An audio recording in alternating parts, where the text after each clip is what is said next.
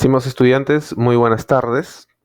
El día de hoy vamos a revisar el, la autoevaluación de la unidad número 2 y para ello vamos a comentar brevemente las 10 preguntas correspondientes. La primera pregunta nos dice cuál es el estado financiero que muestra los resultados de la empresa. En ese sentido, ¿no? Sabemos que cuando hablamos de resultados nos referimos a el estado de resultados integrales o en su defecto también llamado estado de ganancias y pérdidas. En la pregunta 2 nos dice, ¿es un libro o medio electrónico en el que se efectúa un registro individual o separado de los aumentos o las disminuciones de cuentas específicas en el sistema contable? Aquí tenemos que diferenciar primero, no se trata de un registro de ventas, ¿no? Porque hablamos de aumentos o disminuciones de cuentas específicas, por ende tampoco de compras o de inventarios y balances. Estamos hablando aquí de un libro mayor. En la pregunta 3 nos dicen, agrupan partidas contables que se encargan de identificar en forma objetiva y ordenada los bienes, derechos, inversiones, obligaciones y demás recursos de carácter patrimonial que poseen las personas físicas o jurídicas para el desarrollo de su actividad económica y el logro de sus objetivos. A estos les conocemos como las cuentas de inventario. Le conocemos como cuentas de inventario porque no son de control, porque no llevamos un límite, no tenemos alguna política de control con respecto a los topes máximos o mínimos, ¿no? De dichas partidas.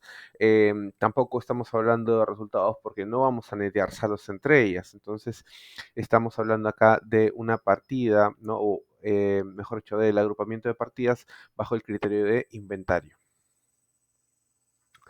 En la pregunta 4 nos dicen son recursos aportados por los socios o accionistas. Ya partiendo desde este punto podemos empezar a revisar las respuestas y darnos cuenta que se tratan de los 5 elementos básicos de los estados financieros. En ese sentido, ¿no? Tenemos acá que la primera opción es patrimonio, por lo cual nos vamos a inclinar por ella.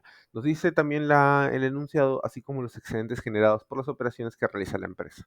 Excedente, ganancia. Y la ganancia la asume el accionista y esta ganancia que asume el accionista se ve reflejada en las cuentas del patrimonio. En la pregunta número 5 nos dice, son los recursos controlados por la empresa como resultado de transacciones y otros eventos pasados de los cuales se espera obtener beneficios económicos de la empresa. Al leer recursos controlados, tenemos que saber que igualmente en las respuestas vemos los 5 elementos básicos de los estados financieros. Por lo tanto, aquí nos vamos a inclinar por el elemento del activo. Los- Estos recursos bien pueden ser bienes o también derechos, tales como las cuentas por cobrar, ¿no? Y son resultado efectivamente de sucesos pasados o transacciones pasadas, ¿no? Y esperamos obtener beneficios económicos a través del uso u usufructo de estos activos. En la pregunta número 6 nos dice, representan todos aquellos rubros que la empresa requiere para su normal funcionamiento de las áreas administrativas. Y aquí tenemos la respuesta más obvia, que es gastos administrativos. ¿Por qué más obvia? Porque, como ya lo comentamos en clase, ¿no? Existen distintos tipos de gastos, operativos, financieros y administrativos. Los operativos son todos aquellos que ayudan a la consecución de la venta, ¿no? O la transacción comercial de la empresa, mientras que los administrativos dan soporte a la misma. La pregunta número 7 nos dice en el haber se registran y acá tenemos que saber que en la dualidad contable existen dos lados, ¿no? Para poder registrar un mismo hecho contable, el debe y el haber. En el debe aumentan los activos, por ende en el haber disminuyen esos activos, ¿no? Entonces solamente hay dos opciones, ¿no? La A o la B, pero también tenemos que saber que si en un lado aumenta o disminuye el activo, en el otro aumenta o disminuye el patrimonio. Por lo tanto, la opción B es la correcta en este caso.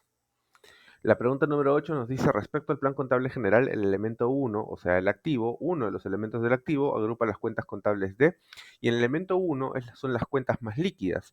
Por lo tanto, al hablar de cuentas más líquidas, estamos hablando de activos disponibles, es decir, que tenemos a nuestra disposición para transformarlos en efectivo, y los activos exigibles, es decir, sobre los cuales nosotros también tenemos, ¿no? Mayor poder de convertirlos en liquidez, toda vez que son derechos que nosotros podemos exigir que se cobren para poder tener recursos monetarios a nuestra disposición.